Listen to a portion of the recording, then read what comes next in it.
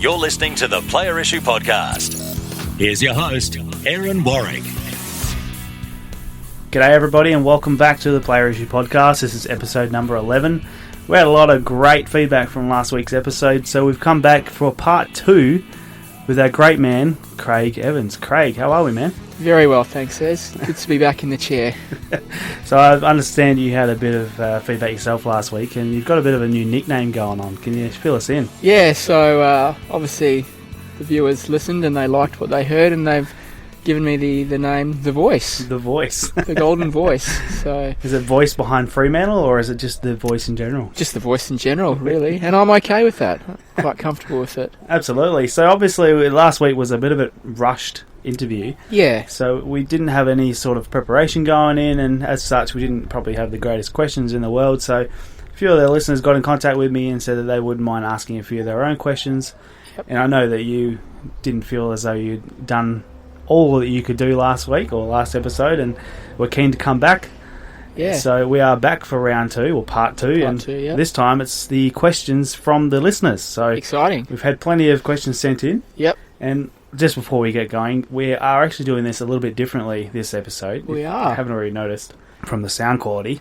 We are actually outside the studio for the very first time. Now, when I say outside the studio, we're probably about 20 feet from the studio. However, we're outdoors today. In the great outdoors. So if you didn't already notice that sound in the background, that was a bus going past, which I completely forgot we are a bit of a bus route, so that was my mistake. This could be a bit of a savage episode, I think, but we'll do our best. We'll do our best, and I think it's quite nice. We've got the what is that over there? That's the fish pond with the nice waterfall going on in the background that you can hear. And the cobbles under our feet, as Ross says, let the cobblers do the cobbling, but we're standing and sitting on the cobbles. Yeah, I've been standing on these all afternoon because I was too lazy to go get my damn thongs, and God, it's painful. So. Yeah, I bet it is. So there's blue metal underneath our feet, and we're sitting at a pallet bar at the moment in our backyard, and we're doing it in the great outdoors, so something a bit different. It is actually 31 degrees right now, so I have made a mistake. But Craig has got a bit of a sweat on. He's getting a tan, yes. So he's happy. I'm more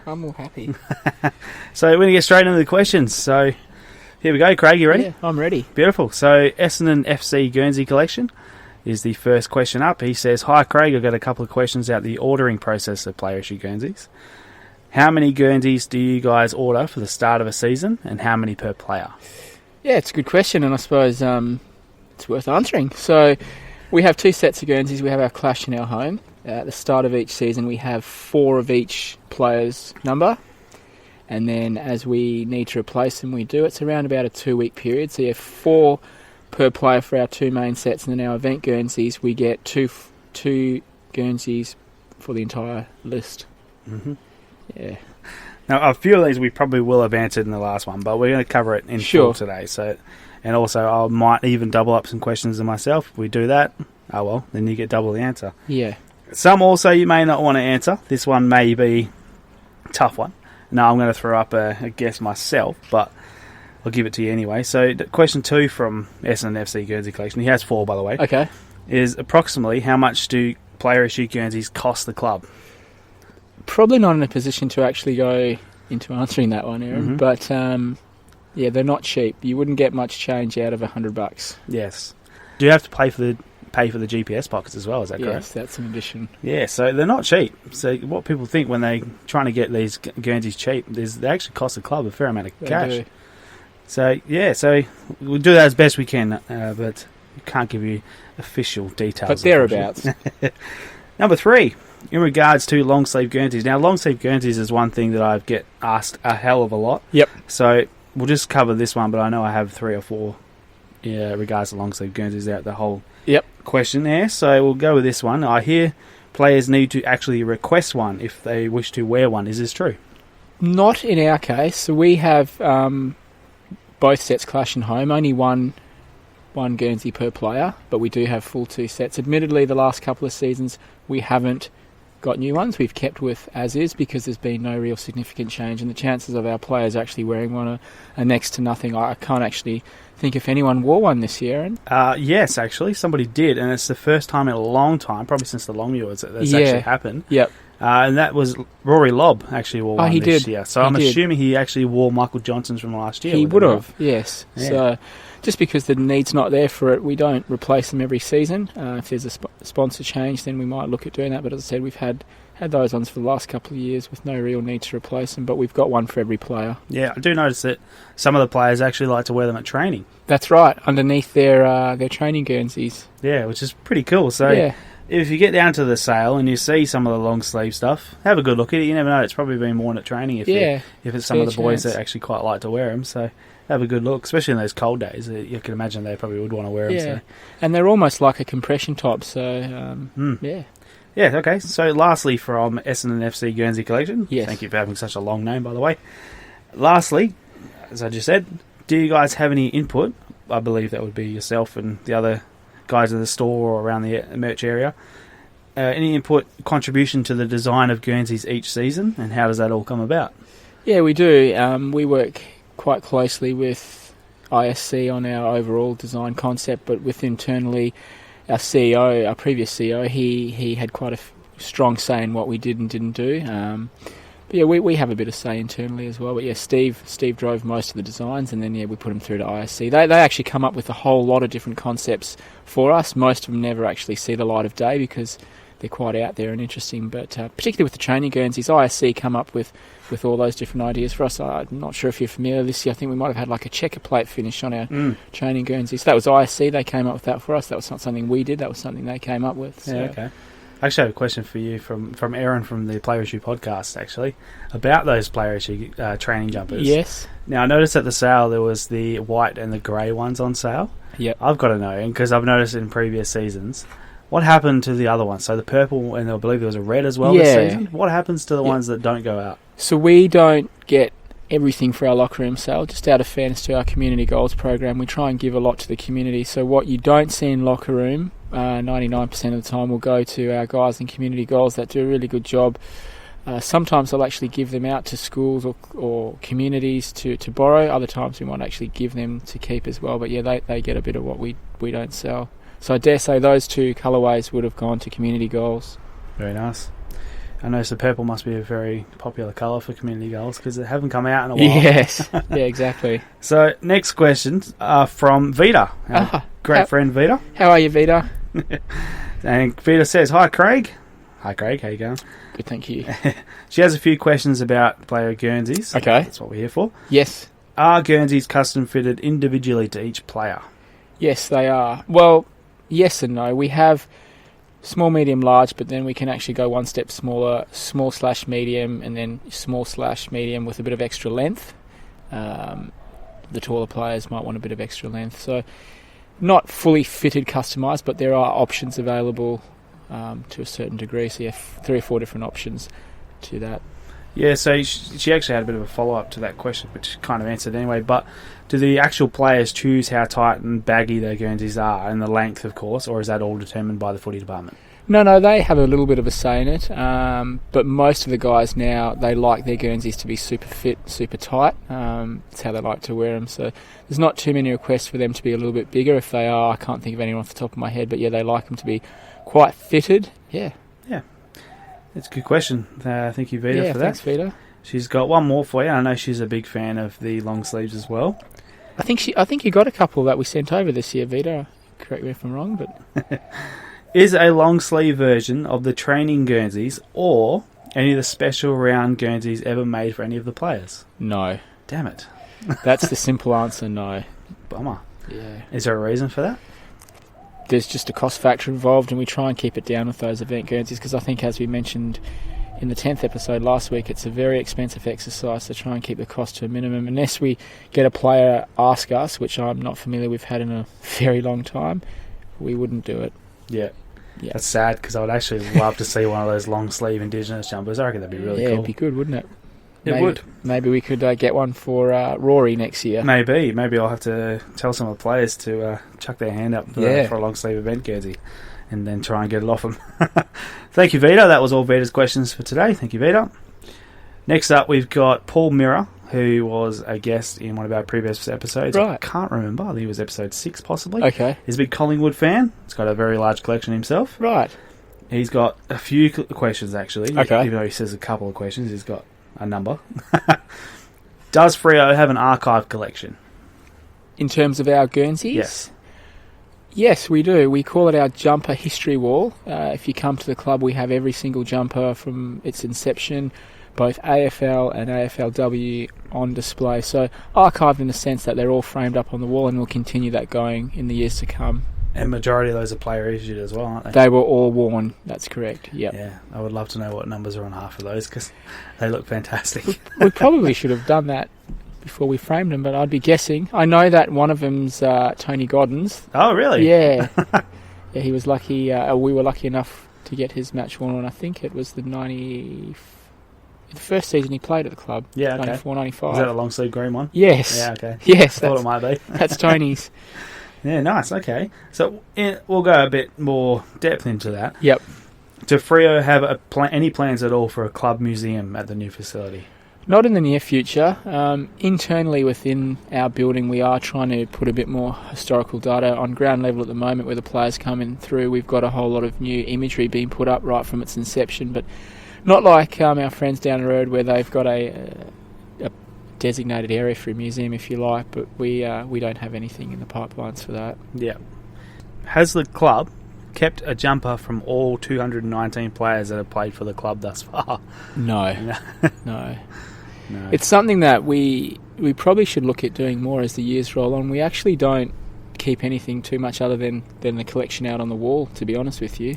So there's not a big stack of jumpers out the back that are just sitting out there, probably not able to see the light of day. No, we did have that situation arise just before we left Fremantle Oval. Some of you might remember the auction that we put on for our long sleeve original jumpers, the woolen ones. Mm-hmm. That was a case of opening up a box and finding them, but I can assure you there's nothing like that left. Damn it. Yeah. Bummer. Yeah. Did you get a couple of those, Aaron? I think I got one. Yeah. I got one, yeah. No, actually, I didn't buy it from the auction. I bought it from somewhere else. Elsewhere. So, yeah, whoever did buy that and sell it to me, thank you very much. Hopefully they didn't add too much GST on that. They actually went super cheap, which is mental for a first season long sleeve, and that away green jumper is tremendous. Yeah. And how cheap they went. I can't remember the exact dollar value, but yeah, it wasn't I don't think high. Too many went more than a couple $100. No, I tend the rest to agree. were around under 100, which, yeah, if you saw that, I'd probably buy all 22 if they came. Yeah. Actually, I would. You would, all jokes aside. Okay, so who votes on yearly jumper design approvals? Is it the board? Is it your CEO? Is it the whole club? Or It's our general manager, which is Scott Gooch, and then that'll go through to our Steve Rossich, but now our new CEO. So yeah, ultimately our CEO has final say in what we do. Yep, and that is Simon Garlick. Yes. Ex-Western Bulldogs. Very nice gentleman. Got the pleasure of meeting him last week, and I think he's going to be a valuable addition to our club. Very nice. When I saw him playing football, I absolutely hated him. He's one of those just mongrel players. But yeah, he seems like a really nice bloke post football, so really keen to see what he can do for the club. And to be completely honest, I don't have a lot of recollection of him as a player, but very nice man. Are there any jumper designs that were proposed and didn't get approved that can be shared at all? Not that I have too much to say about that. I know that there was an idea and talk about perhaps revisiting our purple haze Guernsey from a couple of years ago. Some of you might remember that. Introducing that back into the mix as an alternative strip for us going forward, but I'm not sure that gained much momentum. Yeah, okay. Yeah. There was a design that I ended up with, which is probably the only design that didn't make it that I've actually seen. And that was a proposed Starlight jumper, which actually it kind of looked like a hybrid of a Starlight in the training, so I guess that's why it didn't make it. Yeah. But yeah, that's the only one I've seen that has not a proposed jumper that didn't make it out, so very, very glad to have that. We don't get too many Guernseys come through now to that pre-production stage, to be honest. It's all just CAD drawings and concepts that are emailed through. But yeah, that one that you've got, it's a blast from the past. I actually forgot about that. Was that the one with the big star on the front?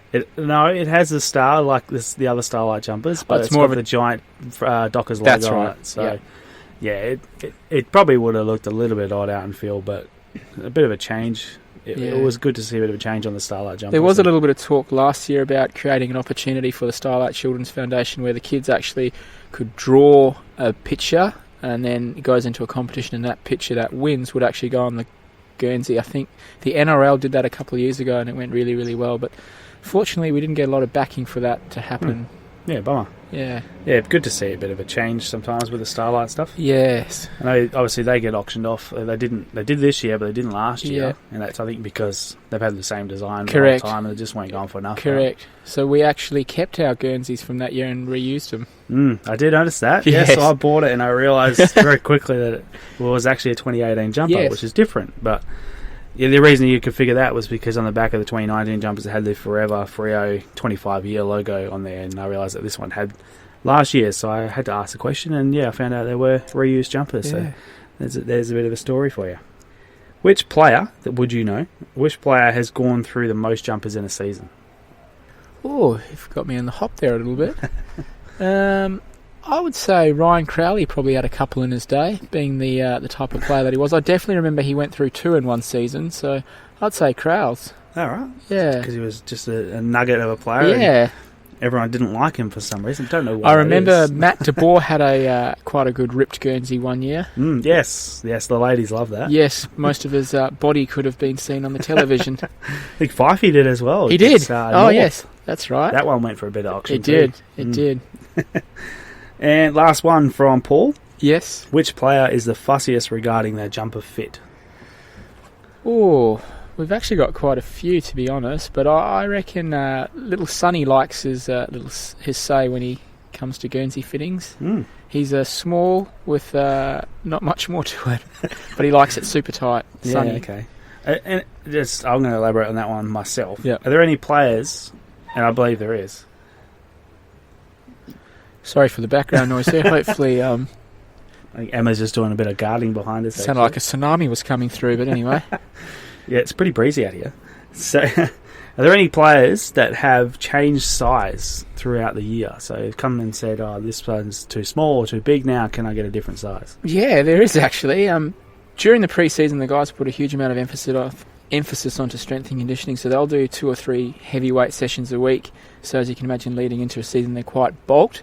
And then into season, it becomes very much about preparation and recovery, so they only tend to do 1 or 2 weight sessions. So I think the last one I can remember, Michael Johnson changed his Guernsey size 3 or 4 rounds into the season because he'd shredded a lot of that bulk that he'd put on during pre-season. Yep. I actually think that old mate Dave Mundy did as well. So he went from a large to a medium, I think it was last year. Well, you would know more than me, so yeah, you're probably right about that. Yeah, it was different. I think he actually went from large to medium, then back to large again. So he had a few more cupcakes at the end of the season. Yep. That was all for Paul. Thank you very much, Paul.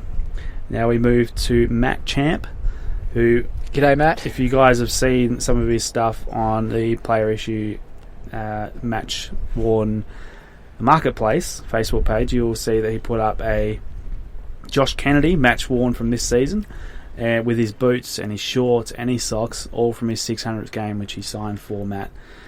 Tremendous little look, that one. He's going to chuck that on full mannequin, and that'll look really, really cool. Anyway, enough about the opposition. Yeah. But no, some people do have some really good collections out there, even West Coast, so can't wait to talk to all you guys about those. So Matt has a few questions as well. He wants to know how much control a player has on their Guernseys, and not to the extent of the sizing, etc. But can they retain their match warns and player issues, or do the club own them and keep them, and players need to have permission or request after different games, etc.? That's actually a really good question. Really good question. So in answer to that, the club owns the Guernsey. It's property of the club. We pay for it at the start of the season. So if a player, for whatever reason, wants one and requests it, they'll have to pay for it. Come the end of the season, we generally give the players one Guernsey, but yeah, during the season if they want one, barring milestones, for instance when Sonny had his 150th and Barra his big milestone, Sandy retiring, Bella's retiring, they get to keep theirs ones complimentary. But for whatever reason, if someone wanted one during the year, I'd charge them for it. Yep. And it's basically just whatever it costs you, right? Yeah, it's property of the club, so we pay for it. Yep, beautiful. And do they have a choice of their jumpers that they get to keep, or are you offering just a home or we offer them whatever we feel like. Yeah. Generally speaking, it's the home jumper. Yep. Okay, and Matt has another question for you. How many games can the same Guernsey be used for, potentially? If not damaged, could they use a jumper across the entire season? Well, they do. All season, really. Unless the Guernsey's ripped, we go all through the season. You might find a little bit of bleeding within the colours with the sublimation or a little bit of fading, but yeah, we get a whole season out of them quite easily. Yep. Beautiful. So that was all from Matt. Thank you, Matt. Thanks, Matt. We move on to Andrew Bennett, who's a keen Adelaide Crows collector. Right. We've got people from all around the state. All around the country, we do indeed. Sorry, country. That's actually what I meant to say. He's an Adelaide Crows collector, but he also has a little bit of Port Adelaide stuff. He went to the Port Adelaide sale. So I'd imagine you would have been a Tony Modra fan. Oh, I have no doubt, yes. If those of you who don't know, Craig is a big Tony Modra fan. Very big fan. Okay, so Andrew's question is, does the club ask to keep any jumpers at the end of the season? Example, keeping a fife in a Brownlow winning year for a club museum or display, etc. Not really, no. We generally give our members and supporters the opportunity to buy those through auction, but we don't keep them per se for the club, no.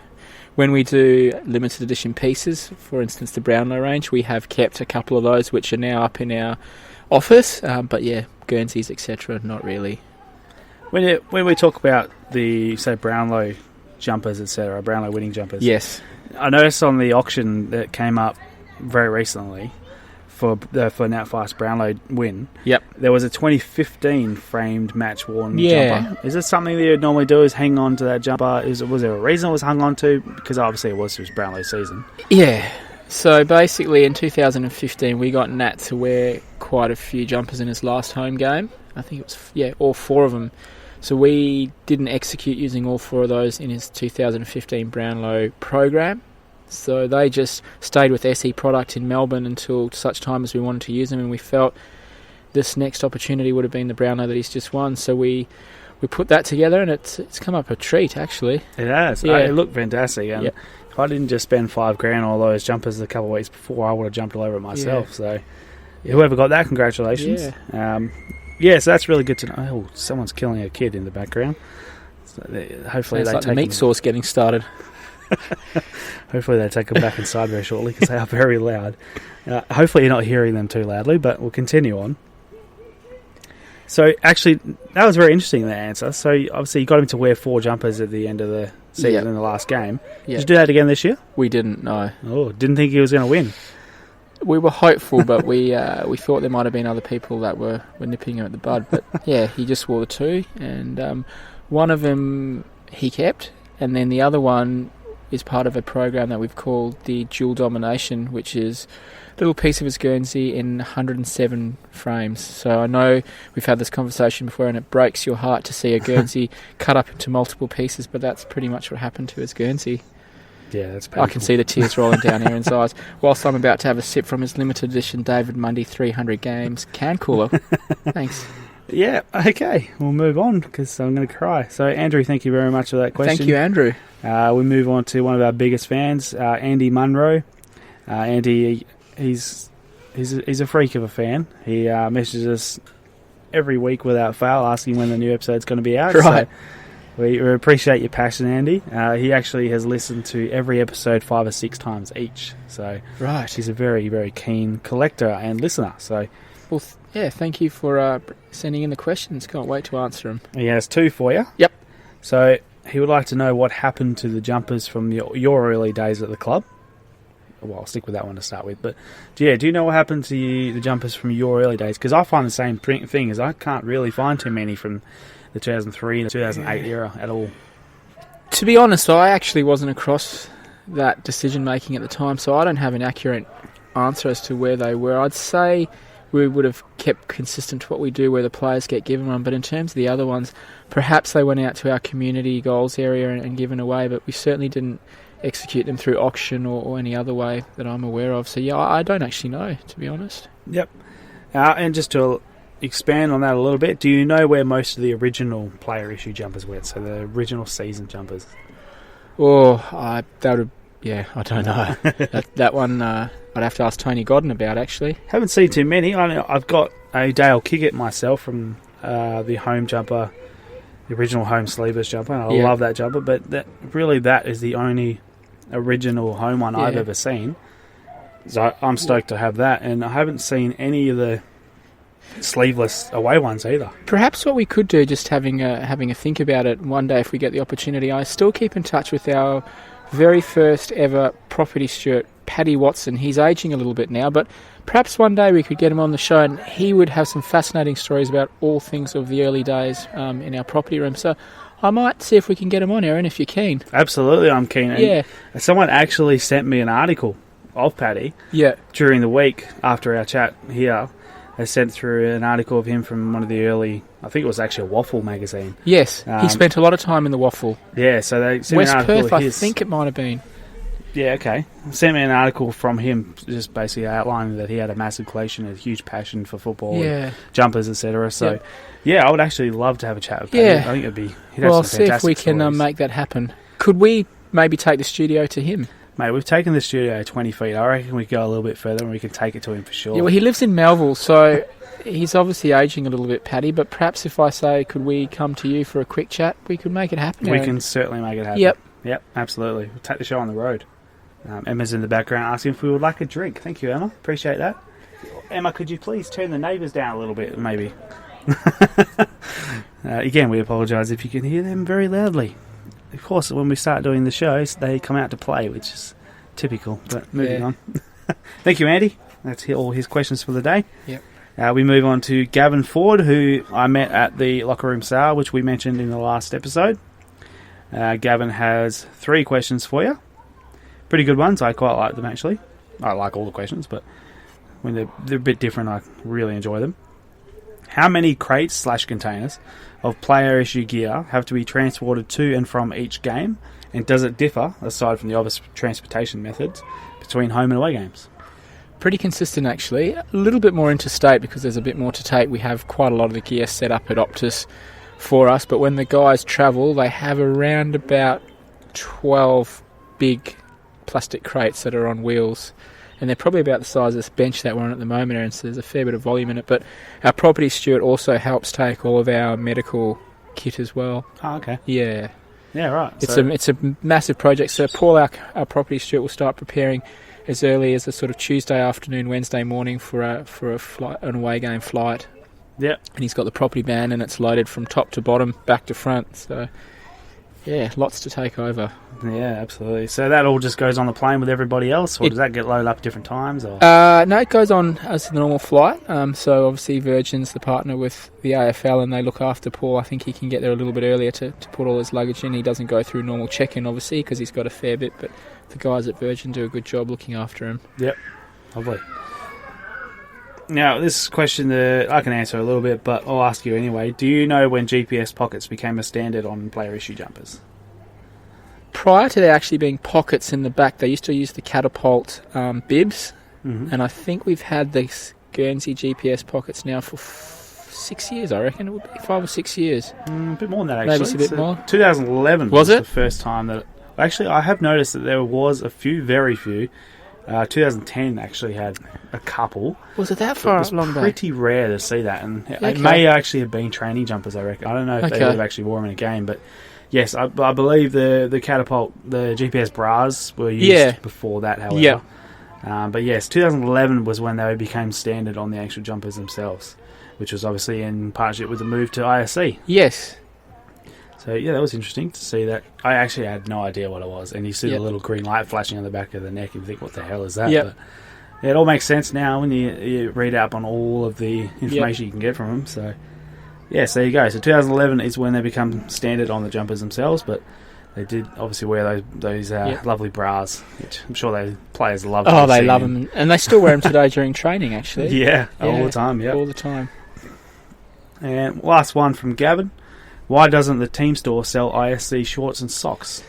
Quite simply, and it's the same with our track pants as well, purely because of the cost. So to sell a pair of the shorts that the players wear would just be out of reach for most people. So we generally just stick with our Burley Seacom replicas, which are almost half the price, and we don't often get asked for the player shorts, and that's pretty much why, because of the price. Yeah, fair enough. Same with the track pants. To retail the track pants, I reckon we'll be looking about $120, and I just don't know too many people would want to spend that sort of money on the track pants. We did have them a couple of years ago, but they didn't work too well for us. No, I mean, I have some track pants, but they're probably 4 or 5 years old now, and I actually picked them up from Gym Kids for $20. But there you go. Yeah, Gym Kid, the king of clearance here in Western Australia. Gym Kid is a lovely store to go to when you're in the range for some last year's stuff or year before stuff. No, I know we have some more questions, Aaron, but do. I just was thinking on the way here, and whilst I was having this interview, of a couple of quirky little facts that our listeners might like to hear. Okay, shoot. So I'll start off with some interesting facts about players from the early years. So, interesting fact about Tony Modra. Oh, this is every single garment that he ever wore, shorts, Guernseys, training tees, he always asked Paddy Watson to cut off the tags because they would irritate him. So not one of his items ever had a tag on it because it used to annoy him. So there you go. Okay. Makes sense. I actually had one of his training jumpers and it was in a frame and it didn't have a tag on Yeah, it. so that's the reason Makes it irritated him, apparently. Yeah, okay. So, interesting fact about who sweats the most over the time that I've been here. Dean Solomon was a very sweaty person. He actually had more jumpers than anyone else changed in the game. I think he actually had a couple of additional Guernseys. I think we gave him 6 in a game because he would not only change him during the quarters, but sometimes within a quarter he'd change it as well. Yeah, right. Just because of his sweat. Because of his sweat. Yeah, okay. Yep. And then one other little one, it's probably not all that interesting, but if you ever have a look at Michael Walters' socks, we used to actually cut them because he didn't like a long sock. He's now got customised 3/4 socks. Ah. Yes. Yeah, okay. The little man likes shorter socks. I think that a lot of people actually do that, not just in Freo. But Yeah, I think Geelong they did have quite a few players when they were with the ISC. Yeah, do ISC, it, they actually made the 3/4 size socks, didn't they? 'Cause I actually had a pair from... Oh, did you? Yeah. There you go. Yeah, that was good. That's different. So I actually think there were some Freo ones too, but I don't know if they're ever made it into the club or not. But yeah, I actually had some Freo ones, the same thing. They were 3/4 size socks, and I thought they were the weirdest things I've ever seen. Yeah. Actually, were really good to wear because if you ever wear football socks, they're incredibly long and they look a bit weird. But Yes. they're good to walk around in the 3/4 ones. So yeah, thanks for that. If you've got any more, shoot them at us. Yeah. Only got a couple left. Okay. So it has been fairly short today, but we have got through all the questions just about. Actually, Anthony Lynch from Port Adelaide, who was also on our episode 3 and is a massive fan of the Port Adelaide Sails and has a bit of a say into them as well. Right. He just wants to say well done to you on the Freo locker room sale format by having it in the locker room. He said it's an absolute belter of an idea, and he credits you on that for Thank you. great job. Thank you. Yeah. We don't often get the positive feedback. Generally speaking, it's more the negative that we get. So it's nice when we get a pat on the back for doing things well. So thank you. Appreciate that. Yeah, that is unfortunate. It's, in retail, is very rarely do you actually get that customer wants to come up to you and tell you how good of a job you've done, or even just little things. But you'll certainly hear about those negative things. So yeah, it's good to hear. Thank you very much, Lynchy, for that. And got 2 left. MFC Jumper Collection. Again, another one of our former guests has a question, and he would like to know, do merchandise managers from each club get together and communicate to discuss what works, what doesn't, ideas of lines, etc., etc.? Yeah, it's a funny one. I'm really close with the guys at West Coast. We get on fairly well. We try and catch up as often as we can. In terms of the interstate teams, we have email chat every once in a while, but we kind of keep to ourselves over here in the West. We do have a merchandise managers meeting once a year where we all go to Melbourne and we meet up and have a good yarn and talk all things retail and different licensees and suppliers. But generally over here in the West, we keep to ourselves. Yep, fair enough. So I'm going to finish it off. Well, actually, we'll ask Clint Johnson. Actually, he was another one of our guests. GWS, big fan. Yep. Clint just asked you a question on behalf of many other clubs. Yes. So obviously, you guys have done a great job with the locker room sale. Port Adelaide have got theirs. Bulldogs have done theirs this year. Gold Coast have done theirs last couple. He would like to know if you can perhaps send a word out to all the other clubs who don't do that, and perhaps say it's a fantastic idea and they should look at doing it, because there are some clubs that unfortunately don't do it, and there are a lot of collectors out there who would like to see it happen and they miss out, and it can be quite hard for some of those clubs being a smaller collecting game. Yeah. So I'll definitely throw the idea in the ring when I catch up with the other merch managers early next year. Don't want to give too many good ideas away. We'll claim that for ourselves. This one comes from Aaron. the Is that yourself? host of the Player Issue podcast. Right, it is you, Aaron. I It wasn't is sure me. if it was another Aaron. Or... No, definitely me. So this one actually, again, on behalf of a lot of people, actually, I put the question out to a lot of forums if they would like to ask you any questions. And this one came from multiple Fremantle Dockers supporters groups. Yep. Now, obviously, everyone out there seems to be a huge fan of the long sleeve jumper. And the question I got the most, and these were mostly from non-collectors, just people who wanted to get them for themselves. The question I got the most was, with long sleeve retail jumpers, will they ever be making a comeback in retail stores? Definitely not for 2020, but knowing that that's how people feel. From a day-to-day basis, we generally don't get asked that question a lot in store, so it's interesting to have this forum where it's a more broader-ranged perspective.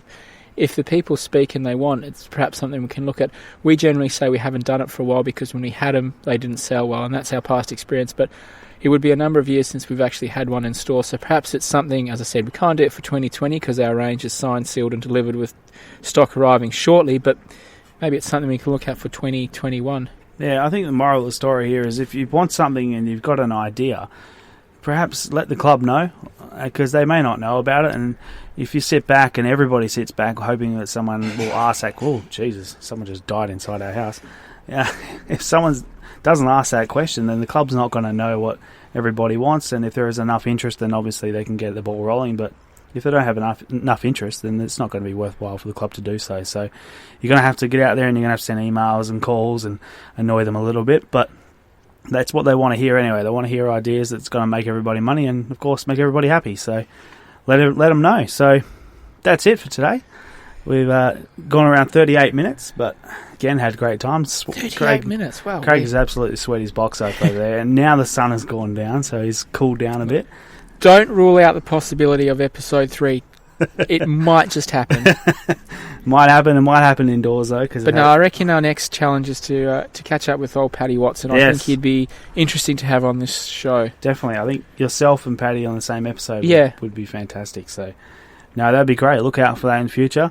Our next episode, we are going to look at closing the book on the Port Adelaide end of season sale. So we did talk to a few of the guys at the end of, just before they went in, and they absolutely wrecked. So the idea is we're going to have a chat with those 3 guys again, and then we're going to have a chat to a few of the other guys who were perhaps not able to get there and how they got a hand on some, and of course on everything that come out of that sale. So we'd like to know exactly what they thought of it. So that's it for today, and we are going to say goodbye to Craig. Thank you, Craig, again. You're welcome. Hope you had a great time. Thank you. And we look forward to our next chat, but of course we look forward to 2020. Yes, bring it on. Hashtag Forever Freo. Forever Freo, indeed. Thank you very much for that lasting tagline, Craig. I appreciate it. We also very much appreciate you coming in for part 2 of your interview with us, and we really appreciate all the feedback that we got from everybody who listened to the show last episode. And it was because of you guys that we were able to get Craig back in. He was more than keen to come back in after seeing all your feedback and all the questions he got throughout the week and the phone calls he got and emails he got at the club certainly made him feel as though it was worthwhile doing. So keep the feedback coming, because that's what gets all of our good guests in, is that constant feedback from you guys and the desire and the want to hear from these people within clubs and hear their stories and hear how things run from the day-to-day basis and those sort of insights that you can't normally get just from regular collectors. So keep this feedback coming, and we really, really appreciate it every time we do get it. So, yeah, thank you very much again. As Craig said, don't rule out part 3. Obviously, it won't be anytime soon. However, as he did mention, we'll try and get it on Paddy Watson, which I think could be incredible. He was the club's, the Fremantle Dockers' very first ever property steward. So to get someone in from an original property steward who can tell us stories from how it all went about when they first started up and how the jumpers came about, and I think that would just be absolutely incredible. And no doubt Paddy would have some amazing stories to tell about an inaugural club. So we'll certainly try our very best to do that, and I know Craig's going to do his absolute best to get him an interview with us. So fingers crossed, and look out for that one in the future. Not a whole hell of a lot going on the last couple of weeks. As far as manufacturers goes, nothing has changed. We have seen St Kilda has unveiled their ISC line, so without any shadow of doubt, they will be with ISC next year. You would imagine that nothing will go wrong between now and then, unless another catastrophic BLK moment happens, but I don't think it's going to happen. So St Kilda with ISC next year, and looks like ISC will be around for at least the foreseeable future, although we do know that a few of the clubs may drop off the perch next season. So interesting times ahead. Again, it's still a matter of time until we see Carlton announce Puma, and hopefully we see some more announcements from clubs, and we know that Melbourne are going to stay with New Balance, so that's great for them. There was also rumours of Brisbane Lions changing manufacturers as well, so we're very interested to see what happens there. I think a lot of people would be upset to move from Majestic, however, some may not be. Some believe that the watermark's a little bit too over the top, but that could be changed pretty easily. So we'll have to see what happens. Rumours of Classic Sportswear taking over is very interesting indeed, so we'll have to see what happens. We'll certainly keep you up to date on that as well. With the end of season, also comes the end of season sales, as we've mentioned multiple times now. Fremantle had a very short auction, which was Nathan Fyfe's Brownlow winning memorabilia. Not a whole hell of a lot sold, actually, which was quite surprising. So his arm sleeve that he wore throughout the season, which was framed, actually did sell. And it was actually the only item that did, and that was $1,500. But what an item it was, and I really wanted it. It was something really different, but I couldn't drop $1,500 again after the last few weeks that I've had, so I had to let that one slip. And as you heard on the episode with Craig, we did mention the 2015 match-worn jumper that he did wear that was framed up, and it was done as a double Brownlow memorabilia. It didn't actually reach its reserve, so it went unsold, which is incredible. So if you're in the market for a Nat Fyfe match-worn jumper framed from a Brownlow season, keep your eyes peeled, because it may come up for another auction one day, I would imagine. Collingwood have also got their auctions up for grabs right now. They are selling their home jumpers, their away jumpers, their clash jumpers, their warm-up shirts, and their warm-up tops. Now, it's a bit different. They have what's like a thin, fleecy training, pullover that they have their names and numbers heat pressed onto. And all that stuff's up right now. They're 44 away, 47 clash and home, 46 warm-ups, and 45 warm-up tops. So heaps of stuff on there if you want to jump on. There's a few days remaining. As a matter of fact, we can have a look for you right now. That ends on the 24th of October at 9 p.m. Eastern Standard. So definitely jump on if you would like some Collingwood stuff from this year. If anyone would like to correct me, I haven't seen any other sales going at the moment, so it does seem that could be about the time of the year where everything starts to slow down, and we'll start to not really see anything come up until next season, which is the sad part of the game, but is what it is. And us collectors have to kind of look out for each other. Even eBay sales do slow down a bit as well, purely because it's not really the best time to be selling your player issue match-worn jumpers, but sometimes you do see the odd one pop up on there, which could be a bit of a gold mine for you guys. So make sure you keep your eyes peeled on all player issue and match-worn jumper collecting sites on Facebook, or of course eBay, Gumtree, etc., etc. There has been a few great jumpers sold on some of the Facebook marketplaces recently, including a Robert Harvey match-worn, which was sold to Lynchy, and he's actually managed to Photoshop it, which, well done, Lynchy. It looks tremendous, and I'm incredibly jealous, and I wish I had that spare $800 because I would have jumped all over it. So great get. I would love to see that in person in future. So when you come over in Perth next time, come for another interview, make sure you bring it over with you. There's been a few other bits and bobs around. I've seen a 2004 Tarkin Lockyer Collingwood jumper. I messaged Paul about that one as soon as I saw it, but it only been up for about 20 minutes and he was already all over it. So good job, Paul, keeping his eyes peeled on that one. eBay, of course, has always got something going. Now, we mentioned the Tim Kelly sleeved JLT, the signed player issue jumper, and that one stopped at $123.50. I don't know if that actually was sold, because I'm not sure if the seller actually pulled it because it just wasn't getting enough, unfortunately. You generally seem to see that when a player will leave a club. I don't know if it's bitterness or whatever it is, the collectors just don't want it anymore, but the jumpers of the players who leave seem to drop in value pretty drastically, at least for a little while anyway. Sam Walsh's 2019 training jumper sold for $99.99. Bit of a bargain for whoever that was. There was a 2015, possibly 2016 Josh Caddy Richmond jumper, sold for $127.50. Signed by him on the back, so if you were going to frame that, it'd be pretty well looked after on the back. However, the front wasn't so fantastic. The signatures on the front are a little bit average. Actually, this is a bit older than 2015-16 now to have a look at it. It's actually in the Cougar realm of jumpers, so it's around 12-13. So good job, whoever it was that picked that up. $127.50. If you're happy with that, fantastic. Doesn't have a GPS pocket, so just keep that one in mind. A very short auction that I was almost going to jump on was a Bryce Gibbs Carlton Blues jumper.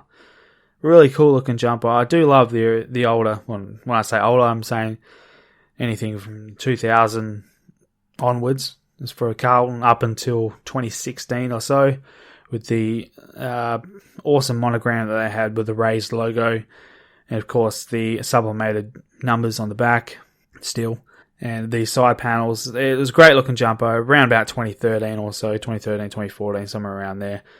I believe it's only a 24-hour auction and went for $243.95, so pretty good deal. I mentioned the St Kilda Indigenous player issue David Armitage jumper with the Turtles. That one went for $91, so very good score there. The Jake Snadden West Coast Indigenous player issue from 2016 that we talked about in the last episode went for $202.50. There was a Neefle Brisbane Lions jumper, which is the Clash design from the Brisbane Lions. There's Daniel McStay's. It may have been a prototype. There has been a lot of his 25s going around lately. So I believe they did use his number 25 as the prototype for quite a lot of the jumpers. But great looking jumper anyway. Fantastic looking design. And the Neefles don't come up all that often. So that one went for $201.75. Lockie Neal's 2015 Starlight jumper, Fremantle Dockers jumper obviously, was best offer of $90, and that one sold. Not sure exactly how much it went for I'd say around about $80, I would imagine. Very cheap for a Lockie Neal, but you know, that's like I said, when people leave a club, the jumpers that get left behind tend to drop in value a little bit. Now the Callum Chambers 2004 that I mentioned in the previous episode, looking at it a bit more now, I can tell you that it's actually not a Callum Chambers 2004. It actually is a 2006, and I believe number 15, if I'm wrong, Brad Smith. It's a bit of a guess there, but I'm going to go with Brad Smith in 2006, and it went for $122.50. So for a premiership year jumper, it's a pretty good deal, even if it was somebody who's an unknown. The 2018 Luke Partington, who Partington weighs with the club. I got it right that time. The Clash 24, that went for $160.50. Wowee. I wonder if that's because we mentioned it in the last episode. If it is, I'd like a bit of a chump change there. Thanks, mate. Another 24-hour auction that went very, very well. An Aaron Lord, the 98, 99, somewhere around there. It certainly looks like it's match worn, got plenty of dirt on it, and it's signed by Aaron on the back. That one went for $231.83. Great jumper. Fantastic jumper. Looks absolutely tremendous. So, yeah, good pick up that one. Whoever picked that up, great work. Another 24-hour auction, so they are hard to keep up with. So you really, really got to stay on your toes with those sort of things.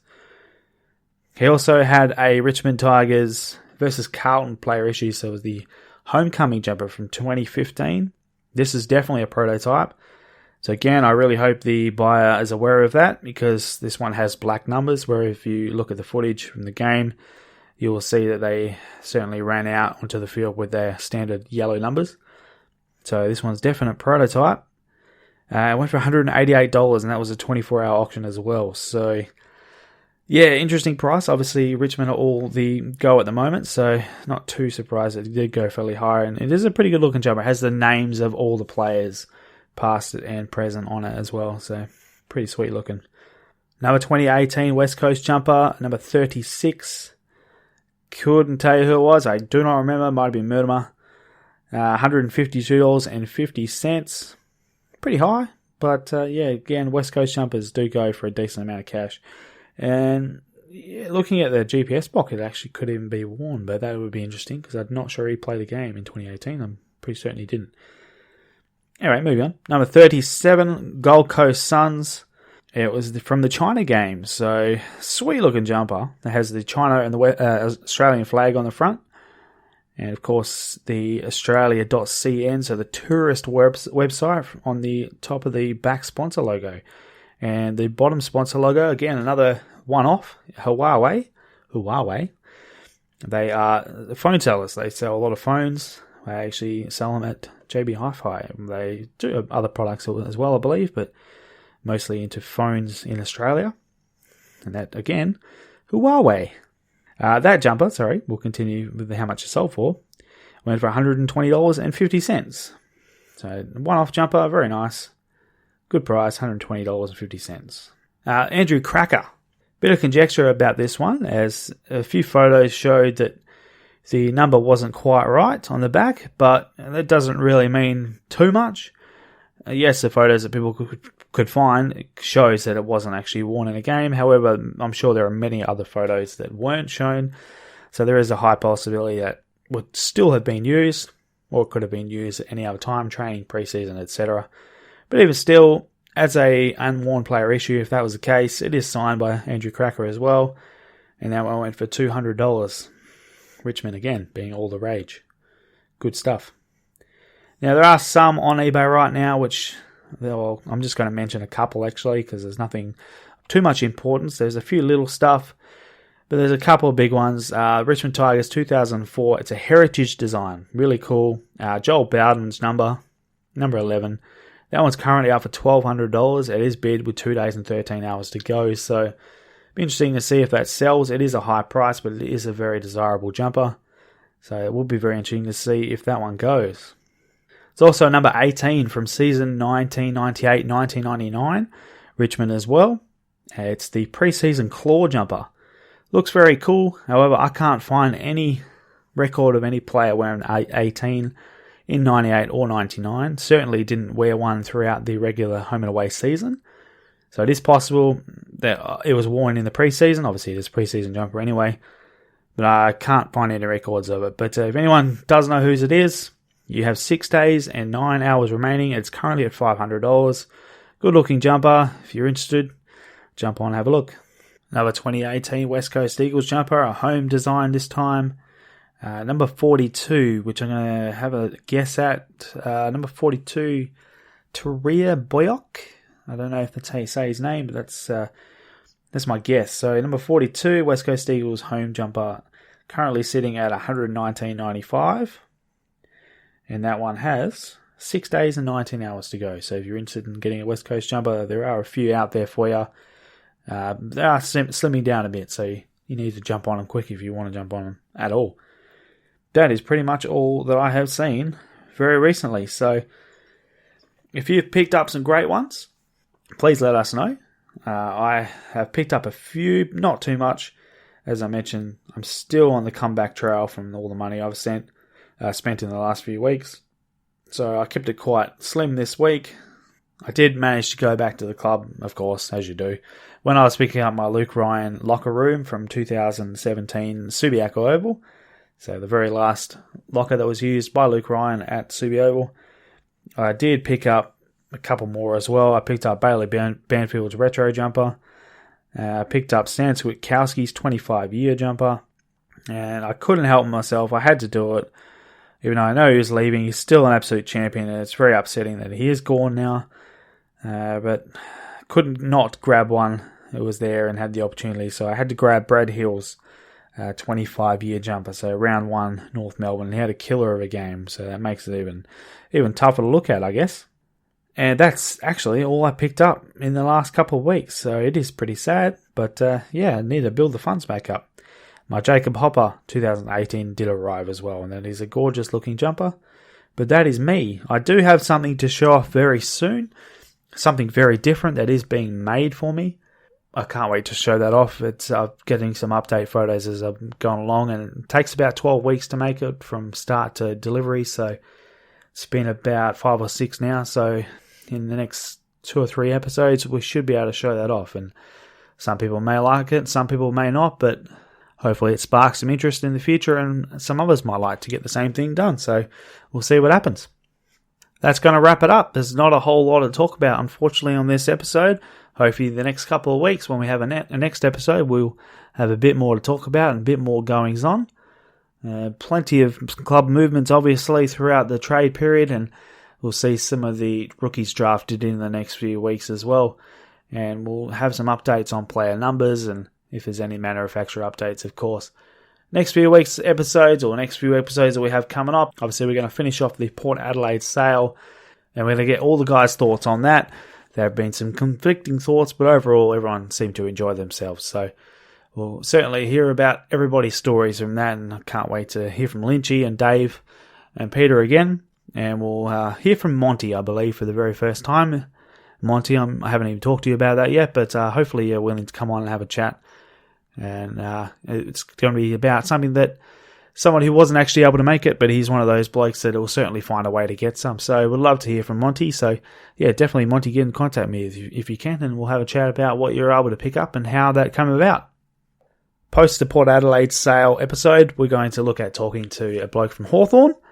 So all the Hawk supporters out there, we're going to have a chat to one of your blokes, and of course we're going to see if we can get to everybody else. So Adelaide might come up after that. And we're still looking to talk to someone from all the other clubs, of course. West Coast, we'd love to have a chat with. But certainly would love to hear from every single club out there. And the more the merrier.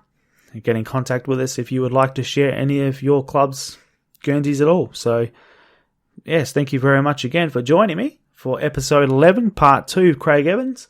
We hope you've enjoyed it. We hope you give us your honest feedback again, as we thoroughly appreciate it, and we would love to just give you a product that you thoroughly enjoy. So if you have any thoughts or anything you would like to hear on the show that we haven't covered as of yet, please let us know, and we'll certainly look at making those changes. So that is it for today. We wish you all the very, very best as far as your collections goes. Hopefully you pick up an absolute whale. That is going to do us. So ta-ta for now. Goodbye and good night.